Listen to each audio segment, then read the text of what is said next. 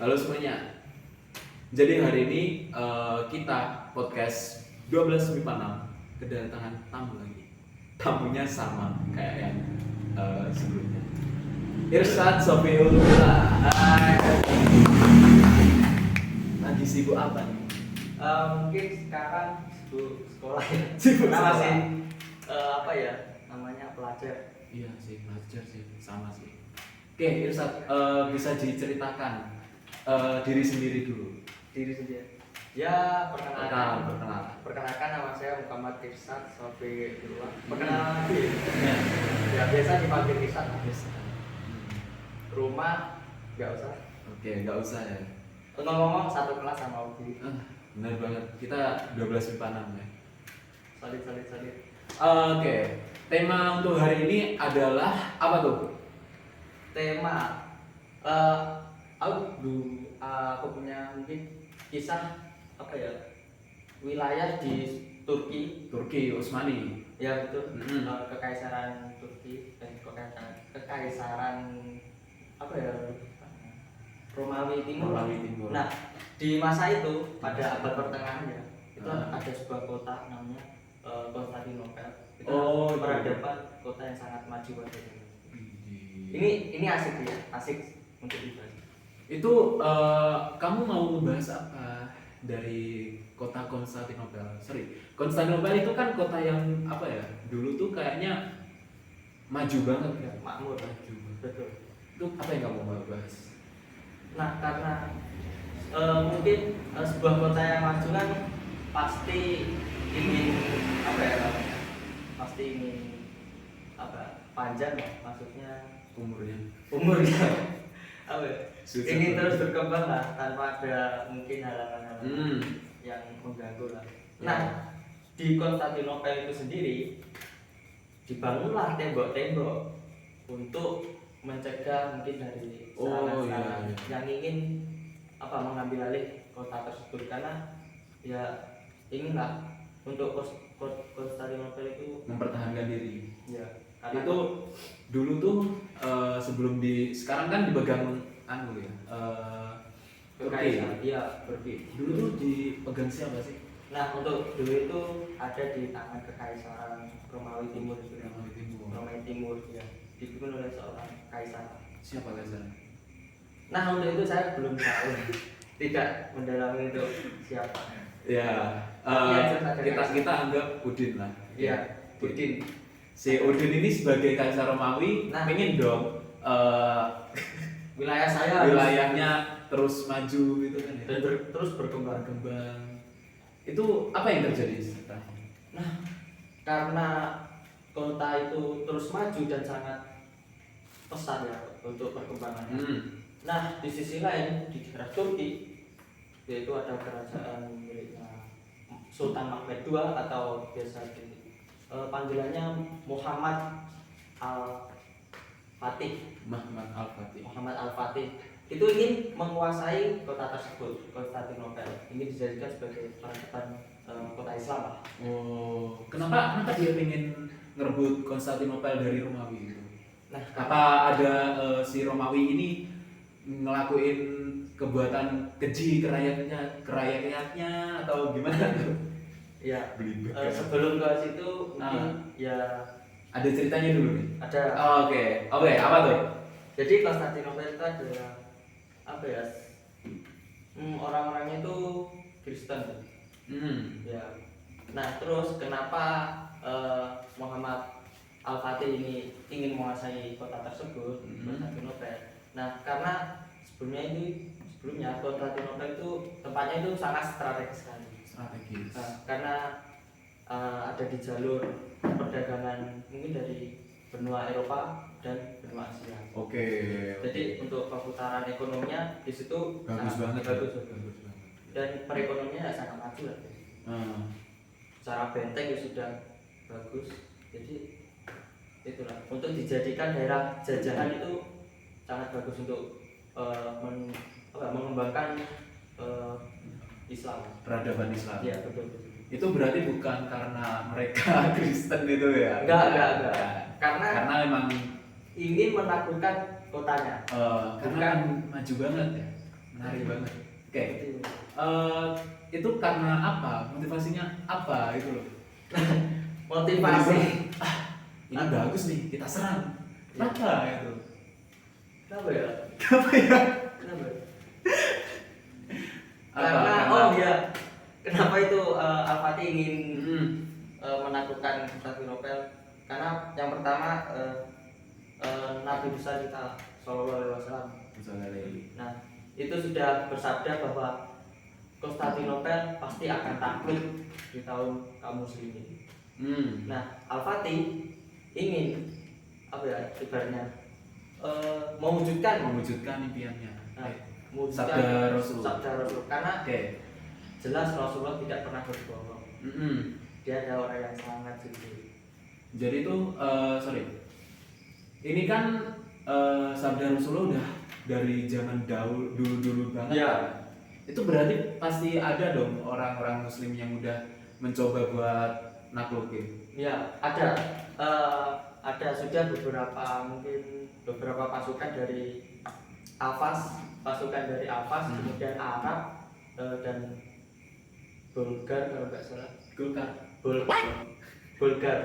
Mungkin kalau salah sebut bisa dikoreksi. Oke. Dari Arab, Al-Fas sama Bulgar dan satu lagi lupa saya. Itu pernah ingin menaklukkan. Tapi nihil. Enggak bisa di. Maaf saya. Oke. Ya yang jelas pokoknya tidak pernah ada yang mencoba. Namun semua gagal total lah. Karena itu tadi tembok yang begitu kokoh. Karena di Konstantinopel gini, untuk temboknya itu ada tiga lapis. 3 lapis. Nah, yang pertama ini ada Coklat. stroberi. Ya bukan gitu. Ini bukan lapis. Ya. Kenapa temboknya berlapis? Nah, Lapisannya gimana? karena tembok berlapis jadi Sulit dong diterobos. sangat solid. Solid Dan solid. Oke. Sulit. Itu kenapa dari sekian banyaknya orang yang udah nyerang ke Konstantinopel, kenapa yang berhasil cuma Al-Fatih? Al-Fatih. Nah, di zamannya Al-Fatih ini begini ceritanya. Berarti persiapannya itu banyak banget dong. Tadi sudah 1123 tahun belum ada yang bisa bobol Konstantinopel. ya, bobol tembok itu. Karena temboknya itu 3 lapis dan ada paritnya itu panjangnya 20 meter. Iya, parit panjang 20 meter, kedalaman 10 meter. Jadi zaman dulu kan kendaraan buat tempur kan kuda mungkin gajah. Nah, kalau nyerang benteng itu kan harus turun renang dulu. Nah, tapi di benteng kedua itu tidak ada orang yang mana. Oh, jadi sulit tuh. Kalau renang kena ini.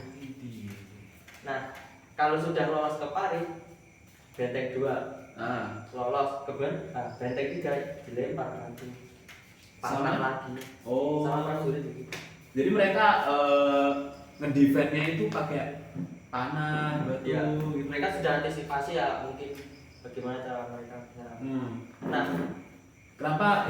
kenapa Sultan Al-Fatih itu bisa berhasil buat merebut temboknya itu? Nah itu sebelumnya coba pertanyaan ke Obi. Oke, pertanyaan. Bagaimana cara untuk menembus benteng itu? Buat tembus benteng itu, Ya. jadi pedagang. Jadi pedagang. Iya. Kemudian ngebom. Iya bisa. Kita bisa nyerang dari dalam gitu, nggak harus dari luarnya gitu. Itu kalau aku sih. Gitu. Tapi kan mesti sulit sih. Ya, Pasti sulit. Dan itu karena itu kan peradabannya yang maju Kristen ya. Kristen. Coba Islam berdagang. Ayo kita sholat. Oh iya. Gimana sulit sih? Ya proper Kristennya. Jadi pure ingin berdagang di situ, nggak menyebarkan agama Islam. Ya gimana? Nah itu pernah ada orang Serbia kan ya pandai untuk gali tembaga. Gali kubur. Gimana tuh gali tembaga tuh? Ya mereka nambah. Oke. Jadi kan pandai untuk menggali. Tapi pintare orang Konstantinopel, nah mereka itu mensiasati dengan metode gampang. Ini apa ya? Bilang saja baskom. Oke, baskom. Baskom lah. Anggap baskom nih. Ya, anggap baskom. Ketika orang Serbia menggali di bawah, nah, orang Konstantinopel tinggal baskom dikasih air, taruh di atas tanah. Oh, kan masih gerak kan ya? Nah, itu pasti getar. Kalau getar langsung gali lubang, bakar. Oh, gitu. Nah, itu kan enggak bisa ada cara ini. Nah, gagal tuh cara menggali. terus ini harus pakai cara yang baru. Maksudnya satu cara yang penemuan cara yang sangat baru. Nah, apa tuh? Nah, di sini siapa? Orang yang bekerja di kekaisaran Raja Kaisar Konstantinopel ini ada seorang seniman bersenjata. Seniman bersenjata. Seniman senjata lah. Nah, ingin menawari sebuah senjata. Senjata baru. Nah, Oke. senjata. Nah, bos ada senjata nih. Oke. Nah, Bos ada senjata. lo mau nggak? Mau. Tapi harus bayar. Berapa tuh? Nah, tapi ini kaisarnya nggak punya uang, nggak punya dana. Kan Konstantinopel kan maju banget. Tapi Ekonominya tinggi. nggak gitu. Iya, kenapa tuh? Katanya nggak punya uang. Oke. Baju di slot. Mungkin. Oke. Mungkin. Lanjut. Katanya nggak punya uang. Nggak punya uang. Tapi siapa yang kerja di situ, ahli senjata itu suruh tinggal di situ. Kamu tinggal di sini. Oke. Kamu buat, nanti kalau sudah saya punya uang saya Dibayar. beli. Iya. Tapi 1 tahun di situ nggak dibeli-beli. Nggak dibeli-beli. Kemudian ngambek lah. Iya, Nggak iyalah. mau. Ya jelas lah. Gue buat Kan senjata. udah stuck 1 tahun kan? Oh, betul. 1 tahun tinggal Buat senjata. kita bikin senjata nggak dibayar. Ya jelas lah. Lalu Ngambek. pergilah Hmm. ke Al-Fatih. Apa sih? Ada senjata mau nggak? Ditawarin tuh. Ya, Itu si seniman senjatanya Konstantinopel ini masih berhubungan dengan Konstantinopel atau udah lepas? udah lepas. Pergilah. Udah pergi. Oke. Apa yang terjadi setelah itu? Nah, itu ahli senjata itu, seniman senjata menawari Al-Fatih senjata. Mau nggak senjata ini? Kan sudah minat 1 tahun tapi Udah dibeli-beli. Oke. dibeli. Terus Al-Fatih, kamu bisa nggak buat Maria melontarkan apa itu Apa tuh? proyektil besar ini? Oke. Proyektil ya ibaratnya kayak batu lah, bisa ditembakkan gitu. Bisa. Terus nah, karena Al-Fatih kan jago fisika. Jago fisika. Jago fisika. Wih. Oke. Kenapa? Nah, dia itu jika batu sebesar itu bisa dimakan, pasti butuh daya dorong. Daya dorongnya banyak kan?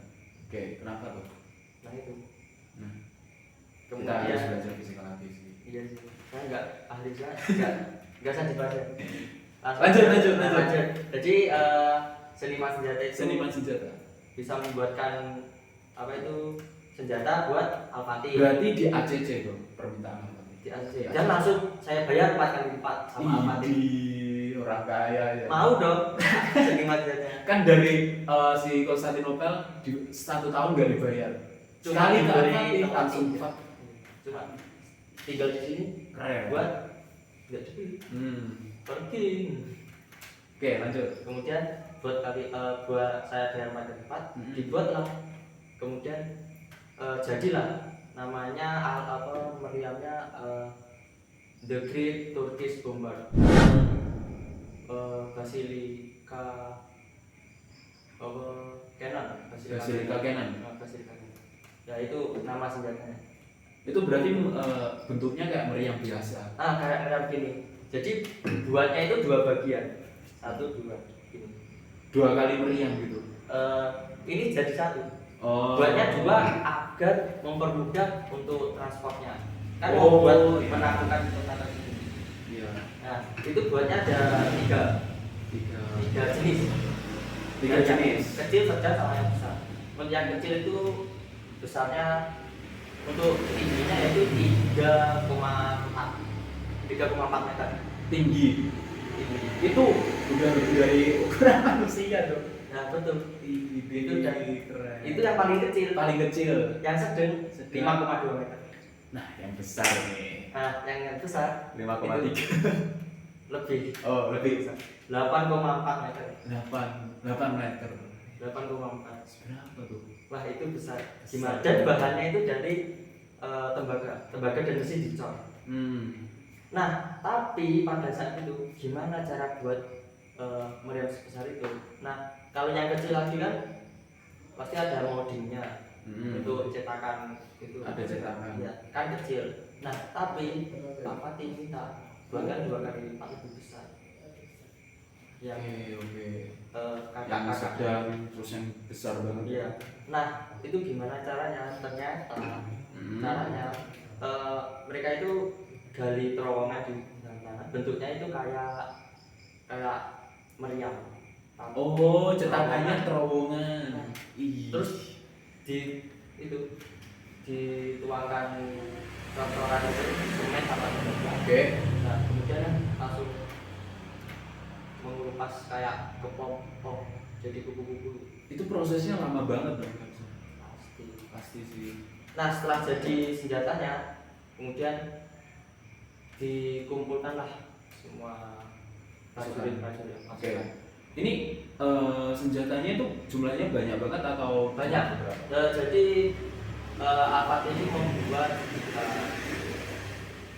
yang jadi itu 69 senjata. Itu udah yang kecil, sedang, besar. Sudah semua jenis. Oke. Nah, kemudian dikumpulkanlah semua pasukan. Itu kemudian langsung berangkatlah. Langsung? Ya enggak sih. Oh enggak. Setelah berapa rapat. Oke. Akhirnya tuh mereka mulai memantapkan diri tuh. Ayo kita lakukan. Oke. Berangkat tuh mereka. Terus berangkat. Nah, tiba di situ mereka langsung membentuk pasukan. Dan kan itu naik kapal ya, kapal laut. Nah, dan di era itu armada kapal laut kaum Islam paling besar, paling kuat di zaman itu. Untuk kaum Islam armada. Oh, punya kaum Islam itu paling besar tuh di Turki. Armada di Utsmani. Armada laut kaum Islam. Oh, kaum Islam. Paling besar itu zamannya Al-Fatih. Oh, zamannya Al-Fatih. Oke. Dan yang bisa mungkin yang bisa menyaingi kekuatan armada Islam pada masa Al-Fatih itu. Oke. Cicitnya namanya Sulaiman Al-Hanuni. Itu armada lautnya itu kuatnya itu satu Eropa. Nah, karena Eropa itu zaman dulu itu bukan pelaut. Pelaut. Oh, pelaut. Eropa kan ada negara paling kuat untuk lautan itu Venesia sama Genoa. Itu armada lautnya bagus. Oke. Kita buat kapal. Setelah berangkat naik kapal nih, cukup. Sampailah di Turki, di Kekaisaran Romawi Timur itu. Oke. Nah, kemudian langsung tentara turun, mereka meminta. Nah, Al-Fatih ini mempunyai ciri khas dalam berperang. Apa tuh? Nah, ciri khasnya itu menggunakan pola serangan bukan 4-3-3. Apa tuh? Pola serangan ada urat saraf. Jadi urat saraf mengepung wilayah tersebut. Oh. Jadi di peta itu ada Konstantinopel di dekat Teluk Tanduk Emas. Oke. Nah, itu dikepung semua tentara dari ujung pantai timur sampai ujung pantai barat itu tentara semua. Jadi mereka ngepung kayak kalung gitu dari ujung ke ujung, pantai ke pantai. Tidak rata gitu ya? Rata. Semua tentara. Nah, terus ini siapa? Yang paling bagus itu yang apinya. Yang api apa nih? Yang api apa ya? Saat menyerang itu pasti milih hari ya. Oh, kapan hari ya? yang bagus lah. Nah itu. Jumat Kliwon lah kita ya. Nah Al-Fatih itu direkomendasikan oleh gurunya. Siapa guru? Sayudin. Nah itu gini, berangkat itu sudah diberi tanggal, berangkat tanggal 4 April 1453. Oke. Nah 4 April kemudian 5 Itu April sampai. Ada alasannya enggak? Atau Ada. apa tuh? Nah 5 April sampai. Nah nanti nyerangnya itu tanggal 6 April 1453. Nah kenapa 6 April? Kenapa 6 April? 6 April itu tepat pada hari Jumat. Oke. Hari Jadi Jumat. kita ngambilnya hari Jumat. Nah, karena hari Jumat itu adalah awal hari lah bagi kita. Bagi umat muslim ya. Nah betul, kalau kita mungkin hari Senin karena masih belajar ya. Karena Oke. hari Jumat ada Ya pemburu sih. jadi. Jadi di hari Jumat tuh upacara dong. Sholat Jumat. Oh, salat Jumat. Sholat Jumat. Ya kan nggak tahu. Nah, sholat Jumat. Oke. Nah, sholat Jumatnya kan itu sudah dekat benteng, tapi Ah. jaraknya itu 1,6 km dari benteng. Lumayan deket sih. Tapi untuk pasukan yang mana dari Nggak nyampe dong. nggak nyampe karena Panahnya masih belum nyampe nih. panah paling 1,5. Jadi kan nggak nyampe. Depannya langsung. Nah, rukuknya nggak cukup. Oke. Nah, jadi sholat Jumat, setelah sholat Jumat langsung meriam tembakan. Langsung tuh. Langsung. Habis sholat Jumat. Allah Akbar gitu. Takbir, Allah Akbar, diem. Oke. Ternyata gagal. Yang pertama gagal. Gagal. Kapal-kapal dari Kekhalifahan Utsmaniyah ini ternyata banyaknya itu ada 400 kapal, kalah sama 27 kapal dari Konstantinopel. karena kapalnya itu dikasih maju, diblokade sama rantai-rantai. Oh. Rantai yang itu ya, yang apa? Yang dari pulau ke pulau itu, bukan? dari yang menutupi selat. Menutupi Selat aja, ya, selat Teluk Emas itu. Hmm. Nah itu dikepung sama rantai dan kapal nggak bisa masuk. Nah Akhirnya berbelok sulit dong kapal. sulit. Oke. Karena terus ternyata meriam itu punya waktu untuk apa? Reload. Reload. Ada reloadnya. Reloadnya 3 jam. lama. Habis tembak ada 3 jam tunggu. Karena itu kan apa ya? Ternyata itu bubuk mesium kalau digesekkan sama tembaga itu menghasilkan koefisien panas yang sangat tinggi. Oke. Jadi cocoran yang buat nempelin meriamnya itu Bisa rusak dong. Iya, pecah. Oke. Dan reloadnya 3 jam sekali. Itu 1 hari 1 malam cuma bisa nembak 7 kali. Oke. Dan itu temboknya masih kokoh. Masih kokoh. Masih kokoh. Dan karena itu tembok masih kokoh, meriam hancur dan banyak pasukannya yang mati. Karena itu tadi, karena meriamnya tembakan itu panas tadi ya. Panasnya itu sih. Itu nyesek sih. Kan udah bikin biaya keluar banyak kan. Nah, itu langsung semua pasukannya udah. Apa yang Al-Fatih lakukan setelah melihat kalau ini tuh kayaknya akan gagal? Nah, Dia menyerah atau gimana? yang berpikiran seperti itu malah pasukan. Pasukan berpikir Ya normal sih. ini nggak mungkin. Normal sih. Kita sudah banyak ada yang mati, tembok masih Kokoh. kokoh dan meriam sebagian Hancur. sudah hancur. Oke, apa yang dilakukan Al-Fatih? Al-Fatih langsung mengumpulkan para perwiranya. Semua perwira dikumpulkan. Al-Fatih tanya, mau lanjut atau kita pulang? Tidak ada yang jawab. Karena Al-Fatih itu Al-Fatih pada saat itu umurnya 21 tahun. Masih muda dong. Masih muda dan tapi temperamental. Temperamental. Mood swing. Ya. Jadi nggak ada yang mau jawab pertanyaan. Oke. Ada satu penasehat dari zaman bapaknya namanya Halil Pasha. Oke, Halil Pasha. Halil Pasha Ya, mendatangi tahu. Muhammad Al-Fatih. Al-Fatih gini, kamu itu memang panglima yang sangat bagus, berani. Namun temperamental dan sombong. Kalau seperti ini terus, kamu akan kehilangan. Tidak ada sisa-sisa yang akan kamu tuntut. Mending kita pulang karena ternyata Halim Pasha sudah disogok uang sama Zuhadi. Oh, berarti si Halil Pasha ini udah membelot tuh. Ya, Oke. Oke, silakan dulu. Ya. Ya. Skip. Seger ya. Nah, karena itu terus ternyata Halim Pasha itu marah. Kenapa, Mbak? Ya karena itu. Ditolak apa tadi?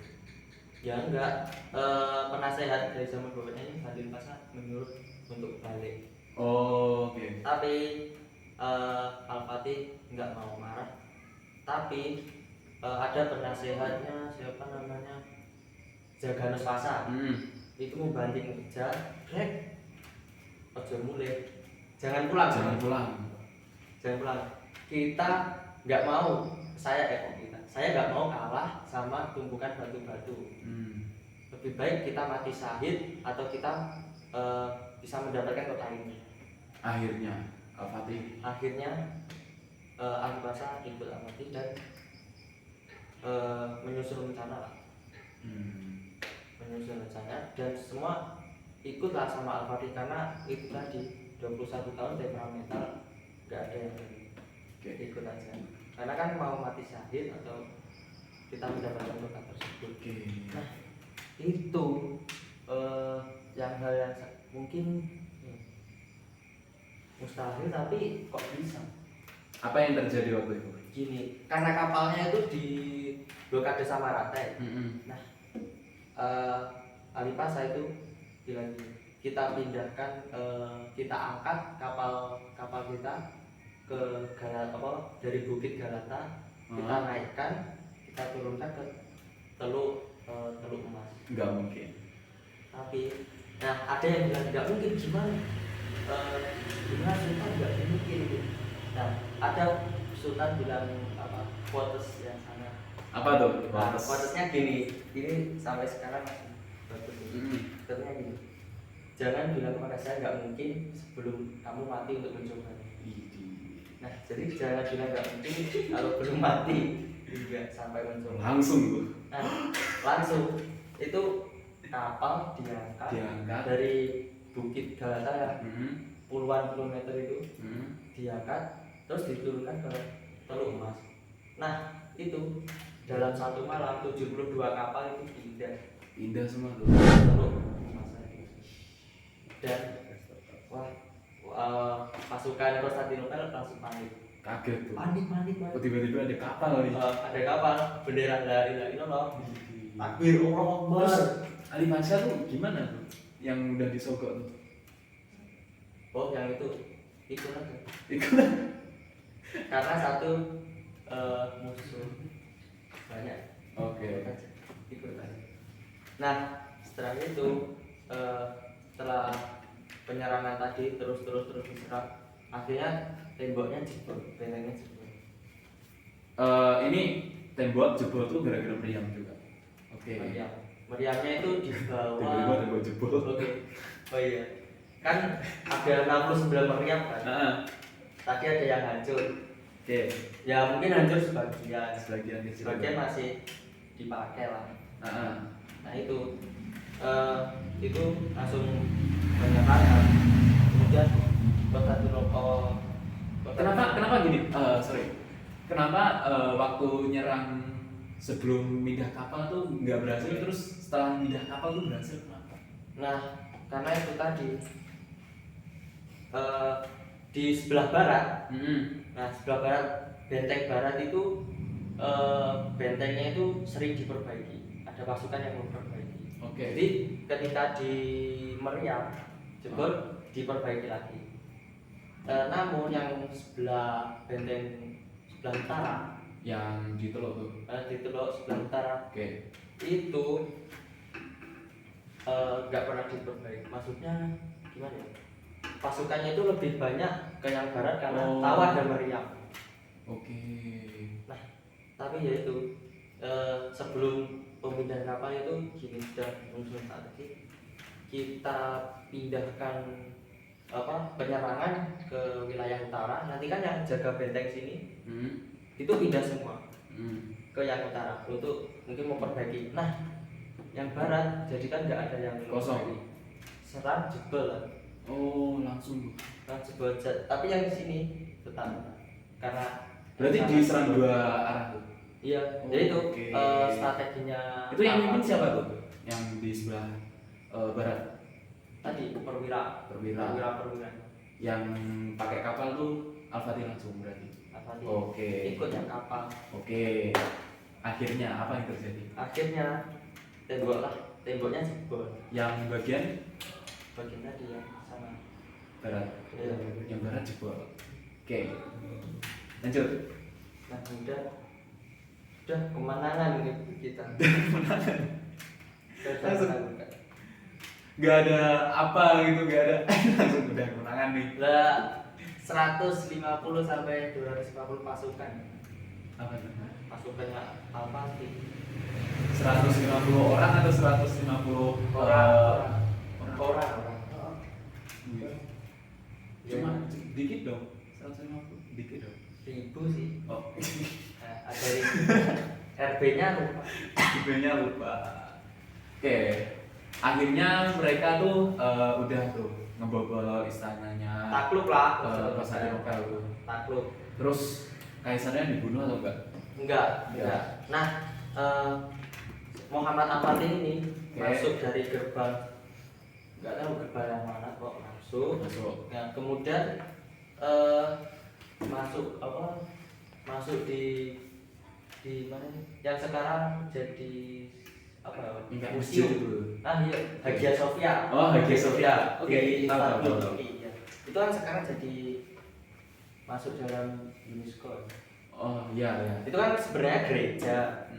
Nah, tapi sama Muhammad Al-Fatih diubah jadi masjid.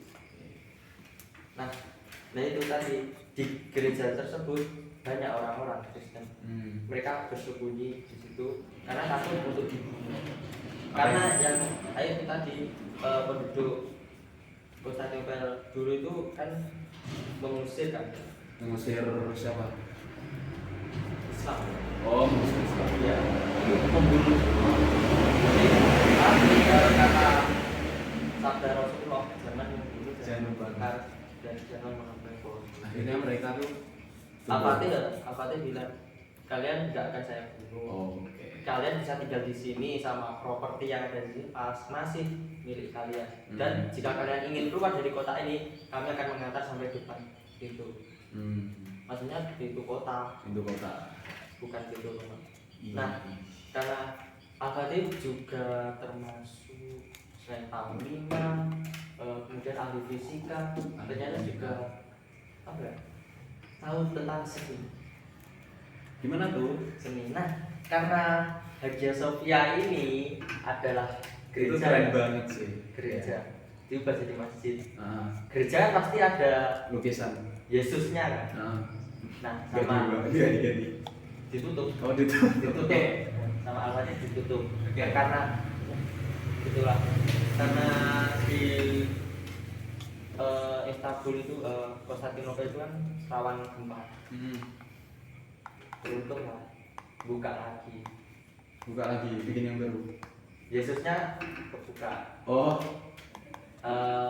berarti ditutup lah di tembok. Terus runtuh tuh. Akhirnya kelihatan lagi. Ditutup lagi. Itu udah zaman